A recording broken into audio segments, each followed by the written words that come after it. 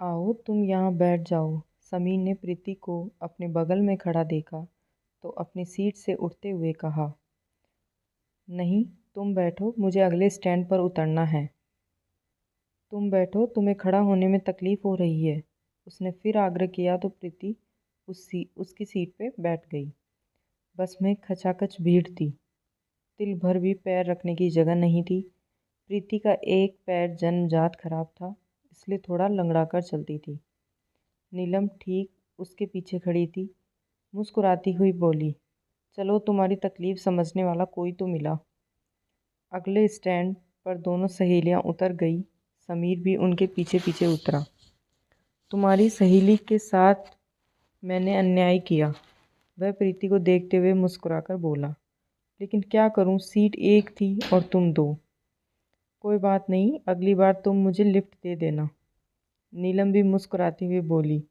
तो समीर ने पूछा, वैसे तुम दोनों यहाँ कहाँ रहती हो? बगल में ही, गौरव गर्ल्स हॉस्टल में, नीलम ने बताया। अच्छा है, अब तो हमारी इसी स्टैंड से कॉलेज आना जाना होता रहेगा। मैं भी थोड़ी दूर पर ही रहता हूँ। मेरे बाबूजी एक कंपनी में जॉब करते हैं और यहीं उन्होंने एक अपार्टमेंट खरीदा हुआ है। समीर, प्रीति और नीलम एक ही कॉलेज में थे। आज कॉलेज में उनका पहला दिन था।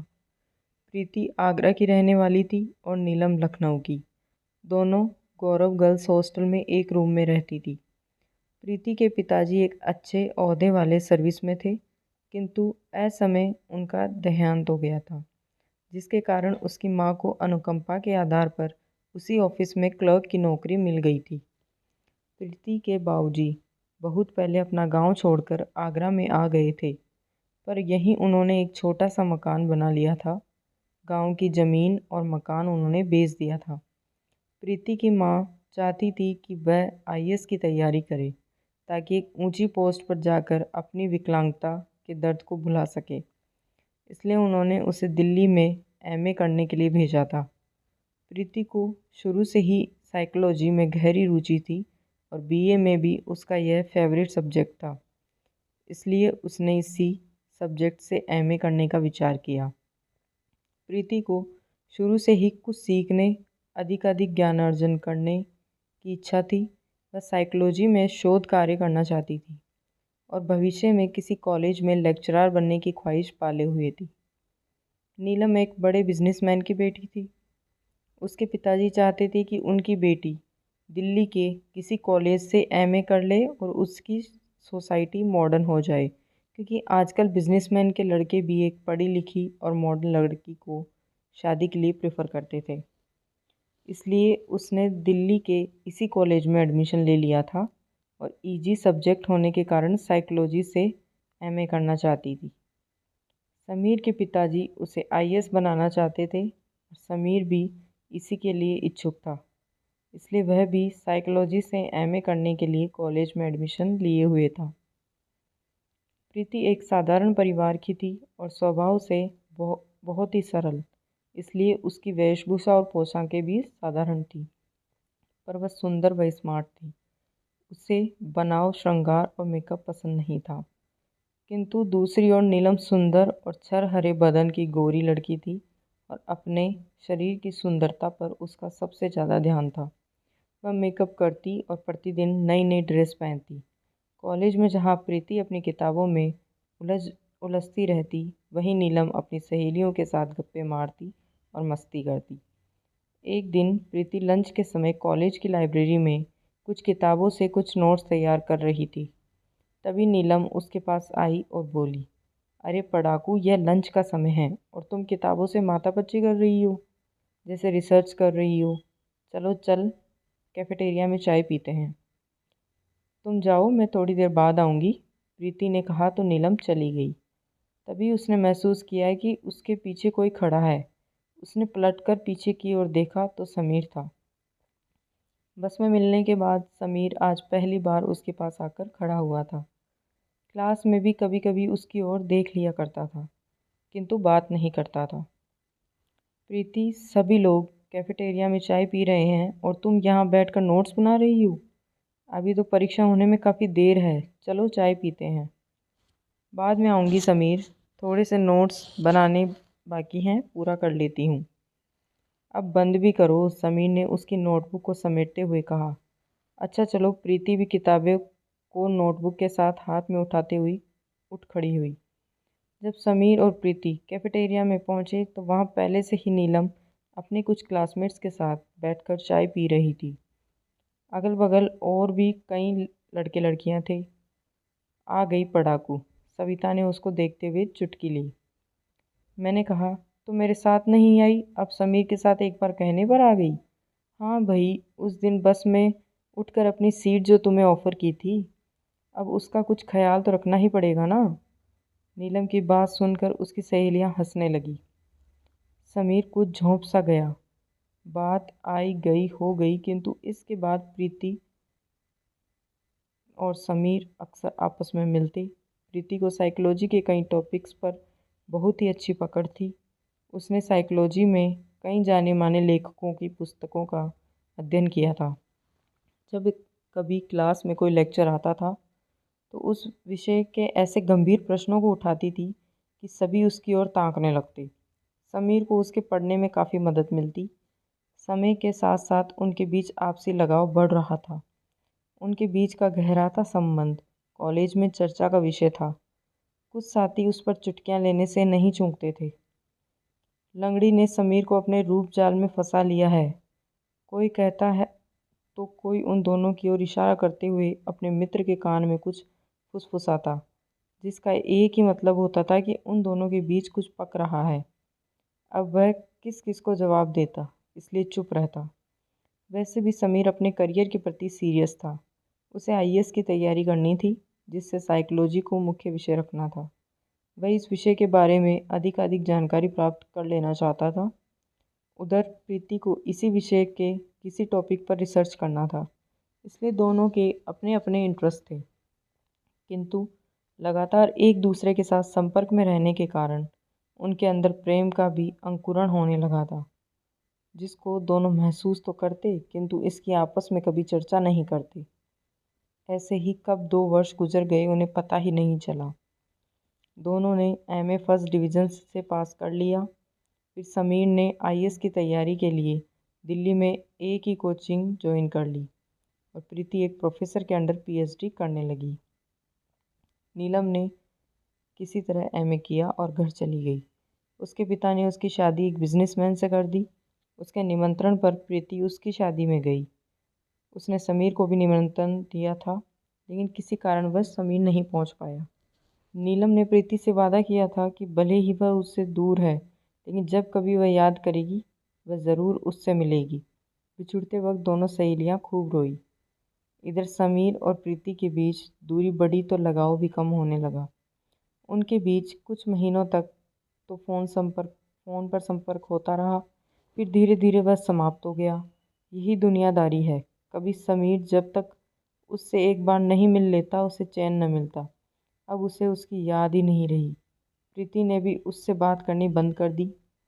जीवन किसी का भी हर वक्त एक जैसा कहाँ रहता है, यह कोई जानता भी तो नहीं कि कब किसके साथ क्या घट जाए। प्रीति अभी दिल्ली में ही थी कि एक दिन सुबह सुबह ही उसे खबर मिली कि उसकी माँ को हार्ट अटैक आया है और वह अस्पताल में भर्ती हुई। सुनते ही वह आगरा के लिए भागी, किंतु वहाँ पहुँचने पर मालूम हुआ कि उसकी माँ अब दुनिया में नहीं रही। प्रीति पर दुखों का पहाड़ टूट पड़ा। वह फपक कर रोने लगी। अब उसका एकमात्र सहारा माँ भी उसे छोड़ के गई। अस्पताल में वह माँ के शव को पकड़कर रो रही थी। उसको सांत्वना देने वाला कोई नहीं था। उसकी माँ के ऑफिस वाले आए हुए थे। उन लोगों ने कहा, बेटी अब अपने को संभाल, यह समय रोने का नहीं, उठो। अब माँ का दाह संस्कार करने की सोचो, अब आग भी तुम्हें ही देनी है। इस दुख भरी घड़ी में अपनों की कितनी याद आती है। उसने समीर को फ़ोन लगाया, लेकिन उसका फ़ोन तो डेड था। शायद उसने नंबर बदल लिया था। अंतिम बार जब उससे भेंट हुई तो कहा था अब दूसरा सिम लेगा। हार थक कर उसने नीलम को याद किया। नीलम से उसकी शादी में अंतिम बार भेंट हुई थी। वैसे भी उससे कभी कभी बातें होती रहती थी। उसके हस्बैंड की प्रयागराज में एक बड़े कपड़े की दुकान थी। वह खुले विचार वाला युवक था। इसलिए नीलम को कहीं आने जाने में रोक नहीं थी। नीलम खबर सुनते ही आगरा के लिए अपनी गाड़ी से चल पड़ी। प्रीति की जिम में अभी काफ़ी काम थे। अस्पताल का बिल चुकाना, माँ का दाह संस्कार क्रिया करना और अकेले पड़े घर को संभालना। एक युवती जिसको दुनियादारी का कोई भी ज्ञान ना हो और जिसकी ज़िंदगी माँ पिता की छत्र छाया में बीती हो, वह जिसको घर संभालने का कोई व्यावहारिक ज्ञान न हो, अचानक इस तरह की विपत्ति पड़ने पर क्या स्थिति हो सकती है, यह तो वही समझा सकती है जिसके सिर पर यह अचानक बोझ आ पड़ा हो। इस स्थिति में पड़ोसी भी बहुत काम नहीं आते, सिवा सांत्वना के कुछ शब्द बोल देने के। और जिसका कोई अपना न हो उसके लिए तो यह क्षण बड़े ही धैर्य रखने और आत्मबल बनाए रखने का होता है, और वह भी तब जब कोई अपना बहुत ही करीबी उसे छोड़कर चला गया हो। सबसे बड़ी दिक्कत यह थी कि उसके पास पैसे नहीं थे और माँ के बैंक अकाउंट का उसके पास कोई लेखा जोखा न था। पिछले महीने माँ ने उसके खाते में जो पैसा ट्रांसफ़र किया था वह अब तक खर्च हो चुका था। नीलम ने वह कुछ मांगना तो नहीं चाहती थी, किंतु उसके पास इसके सिवा कोई रास्ता भी नहीं बचा था, इसलिए उसने उससे कुछ मदद करने के लिए कहा। नीलम ने चलते वक्त चेकबुक और अपना डेबिट कार्ड भी पास में रख लिया। नीलम ने गांव के अपने सहोदर चाचा जी को बुलवा लिया, जिन्होंने प्रीति की मां के दाह संस्कार करवाने में बहुत मदद की। नीलम ने अस्पताल के सारे बिल भर दिए और मां के दाह संस्कार व पारंपरिक विधि में होने वाले दूसरे आवश्यक कार्य खर्च को वहन किया। प्रीति दकियानूसी विचारों वाली युवती नहीं थी, इसलिए उसने विद्युत शवदाह द्वारा अपनी माँ का दाह संस्कार किया और अन्य पारंपरिक क्रियाएं भी बहुत सारे ढंग से संपन्न की। जब तक प्रीति सारी क्रियाओं से निपट नहीं गई तब तक नीलम उसके साथ रही। परिस्थितियां चाहे जितनी भी प्रतिकूल क्यों न हो, मनुष्य को उससे तो बाहर निकलना ही पड़ता है, और प्रीति भी इससे निकल तो गई, किंतु वह जिस खालीपन का एहसास कर रही थी उसे भरना बहुत ही मुश्किल था। कुछ समय बाद नीलम प्रयागराज लौट गई और प्रीति अपने मकान को ही एक विश्वस्त आदमी को किराए पर देकर अपना रिसर्च वाला काम पूरा करने के लिए दिल्ली लौट आई। उसे पता चला कि उसकी माँ ने अपने नाम से एक इंश्योरेंस भी कराया था, जिसका अच्छा खासा पैसा नॉमिनी होने के कारण उसे मिल गया। माँ के बैंक अकाउंट में भी काफ़ी पैसे थे, इसलिए उसको अपने रिसर्च के काम में कोई दिक्कत न आई। उसने नीलम का सारा पैसा लौटा दिया। समय बीतता गया और उसके साथ साथ प्रीति भी पहले से ज़्यादा समझदार व परिपक्व होती गई। उसे आगरा के ही एक कॉलेज में लेक्चरर की नौकरी मिल गई। इस दुनिया में कहाँ किसी को किसी से मतलब होता है। वह अकेली थी। समीर जो कभी उसके दिल के करीब आ चुका था, उससे भी उसका संपर्क टूट गया था। नीलम अपने घर चली गई थी, जिससे कभी कभी फ़ोन पर बातचीत होती रहती थी। लड़कियों की शादी में तो वैसे ही काफ़ी दिक्कतें होती है, और उसका तो एक पैर भी खराब था और उसकी शादी के बारे में सोचने वाला भी कोई नहीं था। जो लोग उसके संपर्क में आते थे वे उसकी सुंदरता से आकर्षित होकर आते थे, न कि उसका जीवन साथी बनने के लिए। इसलिए ऐसे लोगों से वह हमेशा ही अपने को दूर रखती थी। अब तो उसकी ज़िंदगी का एक ही मकसद था, घर से कॉलेज जाना, वहाँ मनोयोग से छात्रों को पढ़ाना और शाम को घर लौटकर मनोविज्ञान की पुस्तकों का गहरा अध्ययन करना। इधर वह मनोविज्ञान पर एक किताब लिख रही थी, जिससे उसका खालीपन कट जाता था। कॉलेज के उसके सहकर्मी पढ़ाने में कम, कॉलेज की आपसी राजनीति में ज़्यादा इंटरेस्ट लेते थे, और उनकी इन बेवजह की चर्चाओं से वह अपने को हमेशा ही दूर रखती थी। इसलिए उन लोगों से भी उसका ज़्यादा संबंध नहीं था। किंतु कॉलेज के प्रिंसिपल उसको बहुत सम्मान देते थे, क्योंकि उनके निगाहों में उसे इतनी कम उम्र में काफ़ी अच्छी जानकारी थी। इसलिए वे उसकी हर संभव मदद भी करते थे। कॉलेज के छात्र भी उसकी कक्षाओं को कभी भी नहीं छोड़ते थे, क्योंकि उससे अच्छा लेक्चर देने वाला कॉलेज में कोई अन्य लेक्चरर नहीं था। एक दिन सुबह उसने अखबार में देखा कि समीर नाम का कोई आईएएस अधिकारी उसी के शहर में जिला अधिकारी बनकर आया हुआ है। समीर नाम ने ही उसके दिल में हलचल पैदा कर दी। वह सोचने लगी, यह वही समीर तो नहीं जो कभी उसके दिल के बहुत करीब हुआ करता था। और घंटों मनोविज्ञान के किसी टॉपिक पर उससे चर्चा करता था। क्या समीर आईएएस बन गया? यह प्रश्न उसके जहन में कौंध कर रहा था और वह बहुत देर तक समीर के साथ बिताए गए उन पलों को याद कर रही थी जो 5 वर्ष बाद भी अभी तक वैसे ही तरोताज़ा थे, जैसे यह बस कुछ पलों पहले की बात हो। यही पता लगाने के लिए एक दिन वह उसके ऑफिस पहुंची तो पता लगा कि साहब अभी मीटिंग में व्यस्त है। दूसरे दिन समीर से मिलने के लिए उसके चैम्बर में जाना चाहा तो दरवाजे पर खड़े चपरासी ने उसे रोक दिया और उससे स्लिप मांगी।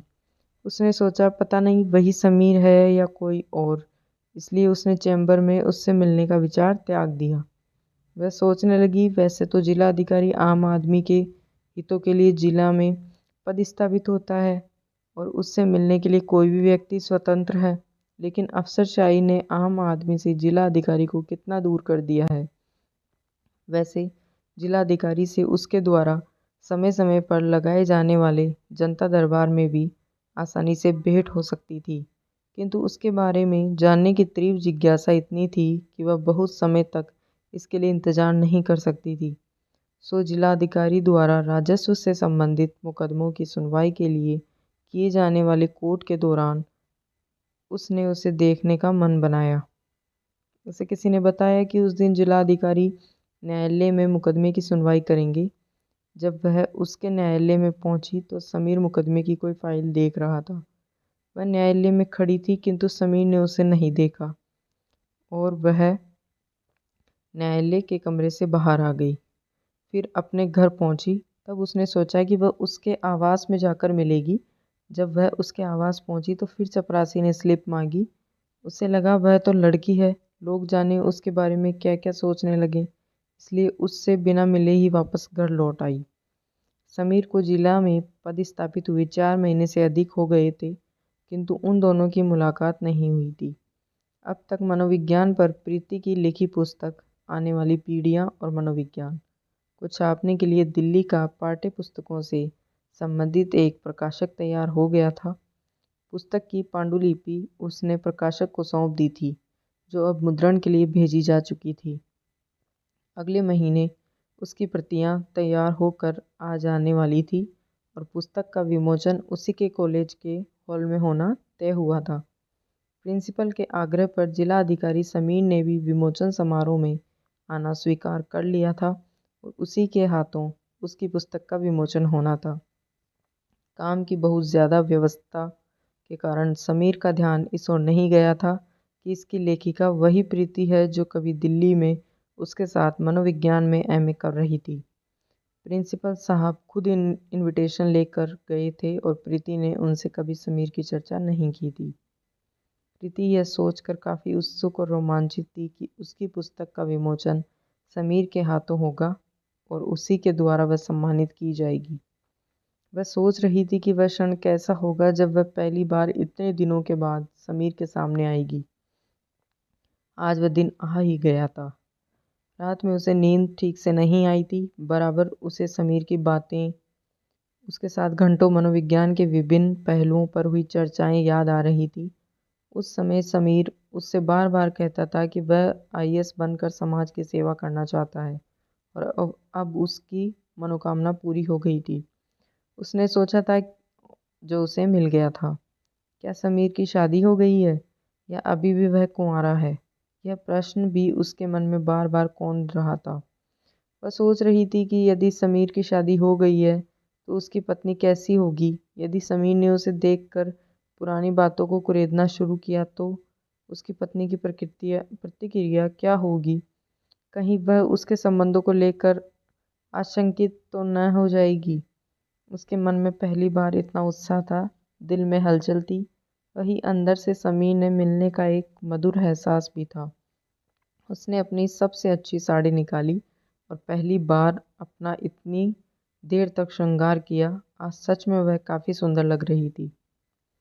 पुस्तक विमोचन समारोह के लिए कॉलेज के हॉल को काफ़ी सजाया गया था। शहर के कई गणमान्य व्यक्तियों को भी बुलाया गया था। दूसरे कॉलेजों के शिक्षक और कई विद्वानों को भी आमंत्रित किया गया था। सबके खाने पीने का इंतजाम पुस्तक के प्रकाशक की ओर से था। वह कॉलेज रिक्शा से जाती थी।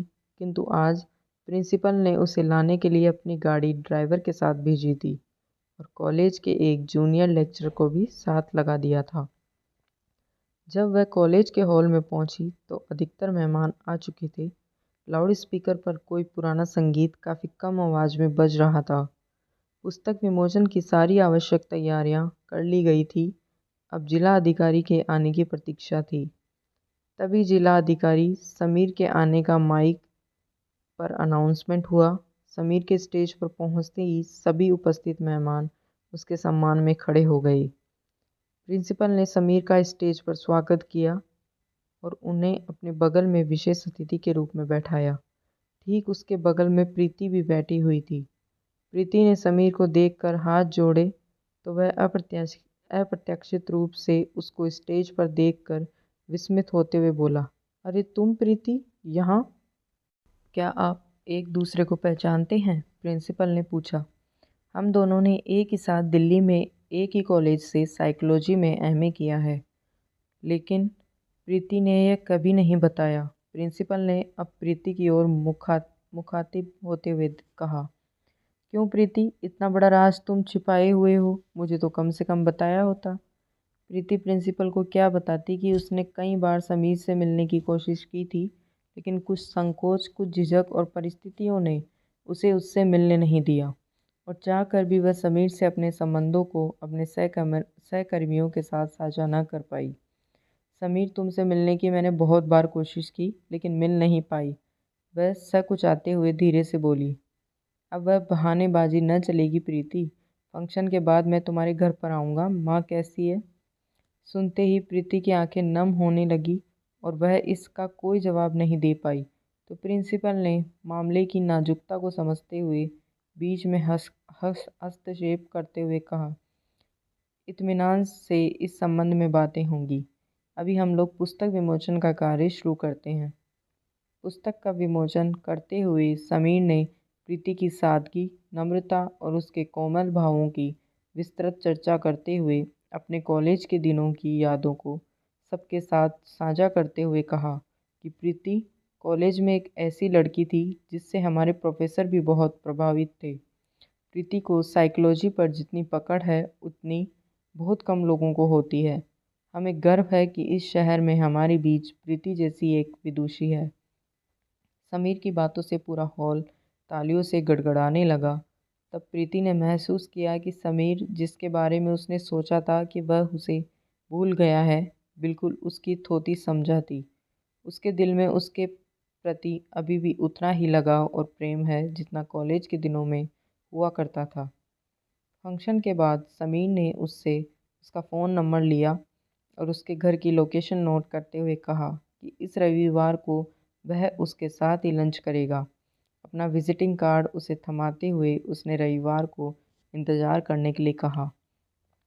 फंक्शन के बाद उसके सभी सहकर्मी उसको आंखें फाड़ कर देख रहे थे। समीर ने सभी लोगों के बीच जिस प्रकार प्रीति की प्रशंसा की थी और सम्मान दिया था, उसका किसी को भी अनुमान नहीं था। प्रीति ने घर आकर पूरे घर को साफ किया, ड्राइंग रूम में सोफे को करीने से लगाया और घर के बाहर पड़े हुए गमलों को ठीक से लगाया और उनमें पानी दिया। माँ के गुजर जाने के बाद प्रीति अंदर से काफ़ी टूट गई थी।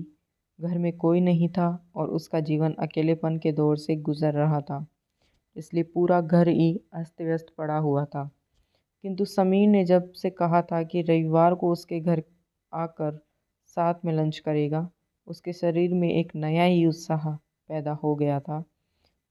मन में मोर नाचने लगा था और जीवन के प्रति एक नया नज़रिया पैदा हो गया था। रविवार को सुबह से ही प्रीति समीर के लिए लंच की तैयारी में लगी हुई थी। इसी बीच फ़ोन पर उसने प्रयागराज से नीलम को भी बुला लिया था। वह पुस्तक विमोचन समारोह में कुछ ज़रूरी कामों में व्यस्त रहने के कारण नहीं आ पाई थी। नीलम भी समीर से मिलने के लिए उत्साहित थी। एक लंबे समय के बाद तीनों एक साथ एक टेबल पर मिलने वाले थे। समीर ने उसे फ़ोन पर सूचना दी थी कि वह रविवार को 2 बजे के बाद आएगा। उसे एक ज़रूरी मीटिंग में शामिल होना है क्योंकि ज़िले में सोमवार को सीएम का दौरा होने वाला था, किंतु वह उस दिन 12 बजे ही आ गया। सीएम साहब का दौरा रद्द हो गया तो मैं जल्दी आ गया। आते ही वह बोला। उसका घर एक संकरी गली में था। उसकी गाड़ी सड़क पर खड़ी थी।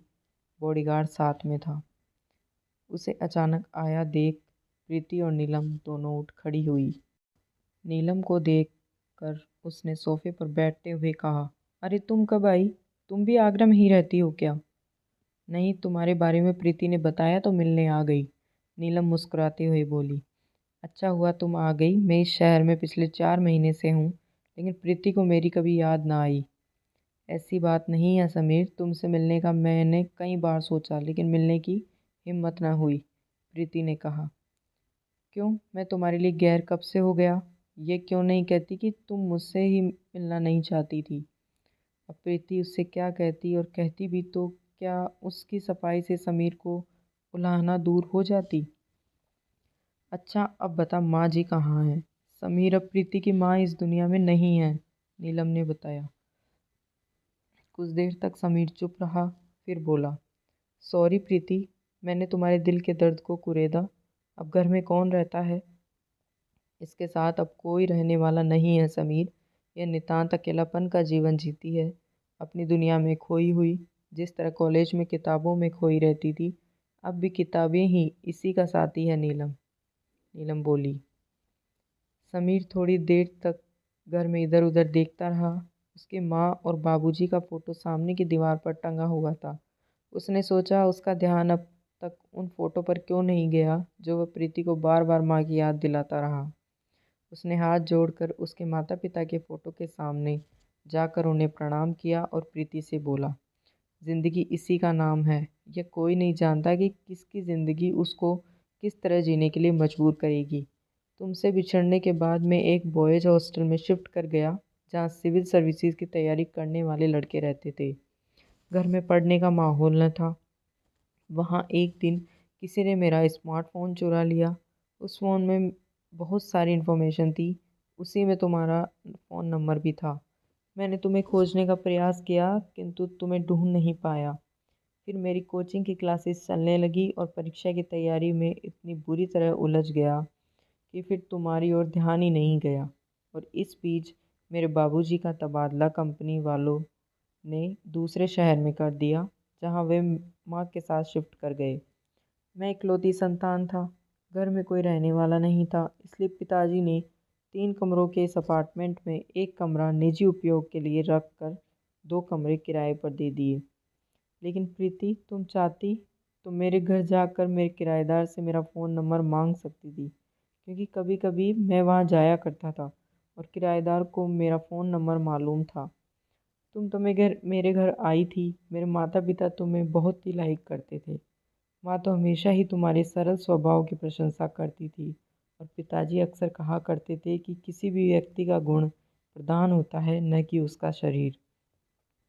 मेरे माँ बाबूजी इसी हफ्ते यहाँ घूमने आने वाले हैं। मैं तुम्हें उनसे मिलवाऊंगा। हाँ समीर, मुझे भी उनसे मिलने की बहुत इच्छा है।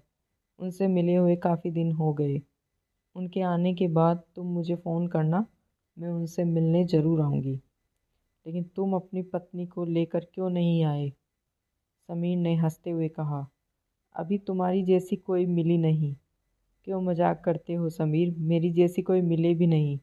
हैंडीकैप होना एक अभिशाप से कम नहीं है। ऐसा न कहो प्रीति, आज भी मनोविज्ञान के क्षेत्र में तुम्हारा मुकाबला करने वाला इस शहर में कोई नहीं है। यह तो प्रीति नहीं जानती थी कि समीर के साथ उसका क्या रिश्ता है, किंतु अंदर ही अंदर ये जानकर कि वह अब तक कुंवारा है, उसके मन के तार झांकृत हो उठे। इस बीच समीर के माँ बाबूजी के आने का वह बेसब्री से इंतज़ार करती रही, और फिर कुछ ही दिनों बाद समीर ने उसे फ़ोन कर बताया कि उसके माँ बाबूजी आए हुए हैं और उससे मिलना चाहते हैं। आज रात का डिनर उनके साथ करोगी तो उसे खुशी होगी। प्रीति तो इसी अवसर का इंतज़ार कर रही थी, इसलिए उसने उसके निमंत्रण को सहर्ष स्वीकार कर लिया। उसे अंदर आने से कोई न रोके, इसलिए समीर ने उसको लाने के लिए अपनी प्राइवेट कार भेज दी थी।